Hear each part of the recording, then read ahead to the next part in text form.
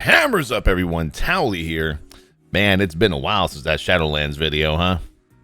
Well, a lot has happened since then, obviously. 915 is what we're going to be talking about. But before that, let me just address the community out there on YouTube or anyone who's watches me on Twitch and wants to know, what's the deal with Towelliee? Why aren't you streaming WoW anymore, man? And yes, I have not been streaming WoW. It's been about 40 days since I've streamed WoW. Which is crazy, obviously not like me. Now, is it because the game is bad right now, or is it because of what's been happening recently internally? And it's really all of the above. And I'll be honest with you, when I heard the news about what happened internally with the lawsuit or whatnot, I was disgusted. I felt like throwing up. I was not surprised at some of the people that were mentioned in those said reports, but I feel it felt to me like, you know what, man, I need to get out of here. I can't really support or even be an ambassador for WoW on this platform with what's going on. Now, it's been a few weeks since all that news broke, and they've made some changes, obviously, because you have to make changes when something big like that happens. But for me, I just couldn't bear to show up on a stream and say, hey, everyone, everything's okay, this is fine with with the fire going on in the background. And I know, I've defended Blizzard in the past, but I've defended them for kind of on my own personal Towelliee logic on some of their systems that I've actually enjoyed, whereas others have not. I backed them during Draenor. I was there every step of the way through the Draenor drought, through the WoW is dead, through we've lost 6 million subs. But I think this situation is more personal. It has nothing really to do with the game.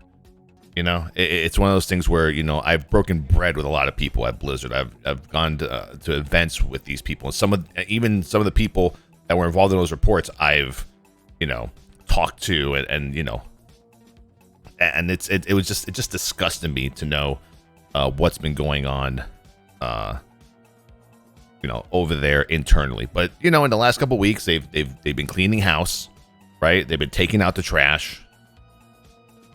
They haven't really said much, obviously, because, maybe there's something legal or that they can't say. But a couple of guys are out. Mostly all the guys that were involved are out. And I think they're moving in the right direction. I think people out there in the WoW universe need to separate, the game development and the game status that we're playing from what's going on internally, right? Those two need to be separated. I can't say, oh, well, of course, of course Shadowlands is bad because they're walking around their fucking cubicles, sniffing cocaine and touching each other. That's just not it. That's not exactly how I would interpret everything. But yes, the reason why I stopped streaming WoW is mainly because of what's going on internally. I just feel like I cannot represent them until they get better, and they're getting there. They're starting off. I don't know, for the rest of the year, pretty much, I don't really see myself playing the game on my stream. I even stepped down from Mythic rating. We were 5 of 10 on Paintsmith, and I just kind of stopped overall, But I'm glad to hear the news that 915 is coming out. I still want to talk about it because there's some actually pretty good changes, and some of them are pretty gnarly. You have new character customizations. I'm not really big on character customization. Now, they're doing Legion time walking. So it says, delve back into Legion dungeons with Legion time walking and take on the challenges, including access to Legion Mythic Plus. Because that's exactly what I want to do. Go back to the Maw and spam that for some good gear. It's all in all, though, it's pretty cool. People love Legion. I think this whole patch is basically, from what I've been told, is Blizzard finally saying, you know what? Maybe we should finally listen to the feedback of the community, the content creators, everybody, way more in advance in the future. Now, whether they're going to do that or not, who knows? But everyone knows that a lot of people loved Legion. Legion Mythic Plus is where the shit. Maw intro skippable. Don't know why that wasn't available pretty much 2 weeks after launch, but here it is now. Island Expeditions solo queue. I still got 5 mounts that I got to get the hell out of there with. Talent and ability improvements.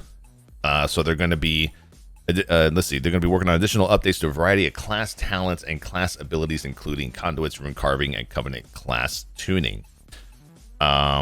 Let's see. Allied race unlocks, additional travel points in the Maw, remote anima turn-ins, transmogrification, linking, ult leveling improvements, so Threads of Fate, heirloom gear, Tor gas leveling, you know, PvP power adjustments, rune carving recipes, and they got BFA legacy loot rules. Now they did, I mean, let's keep it real, right? They're pulling the ripcord. So one of the big little posts that they made here was pretty much a developer update, where I'm not going to read all this. Basically what they're saying is, yeah, you know, we know that you guys wanted these changes, but we didn't do it because blah, blah, blah. You were stubborn, Blizzard. Just admit it. That's just what it is. So they say here, once you've reached a high renown threshold, you will therefore be able to freely switch among any of the 4 covenants without cooldown or restriction. So there's your ripcord. It's been fucking yanked hard. It's out. Conduit energy removed. There it is, right? You know, when playing alternate characters, if you already completed a given covenant campaign on a different character, you'll be able to immediately earn the renown and third soulbind unlock without needing to replay the full narrative. It hurts, man, because like all these changes, we all know they should have been there. We were telling them since alpha, and people know me, man. You know, call me a shill, call me a simp for Blizzard, call me an apologist, whatever the fuck you want to call it, man. But I've been critical of them since alpha. From the beginning, I was like, this expansion is 50-50. It's either going to succeed or it's going to just fall into the hole, going to fall into the maw itself. But you know what? Obviously, this is what happens. The last at least 3 expansions, right? They realized finally within a 0.5 patch that they need to make some changes based on our feedback, and they do it. Why they did it? That's up to you guys to discuss in the comments if you'd like. But I think it's pretty cool that finally, you know, there's maybe this could finally, for the third time's a charm, right? Start to listen to the community. Start to listen to the actual feedback, right? That's why you give us beta. That's why you give 10, 20, 30,000 people beta throughout the year, so they can actually give feedback. But at the end of the day, if we give you that feedback and you say no, we just want you to play the game that we developed, which is what most gamers do, right? Or game development companies do, what Blizzard does. They just want us to play the game they developed and see if they need to make change later. I think change needs to happen way, way before any of this stuff, all right? So am I happy about 915? Yes. Is it going to make me come back and stream it? Probably not, no. I'll be honest with you. I don't think I'm going to be streaming 915. I'll maybe off stream. I'll start collecting some of the cool transmog that I actually like from the covenants. I think that's going to be one of my favorite things. Is finally I can play every covenant on my paladin. He's already done 3 of the covenants, and he'll be able to collect all of the transmog, which is kind of cool.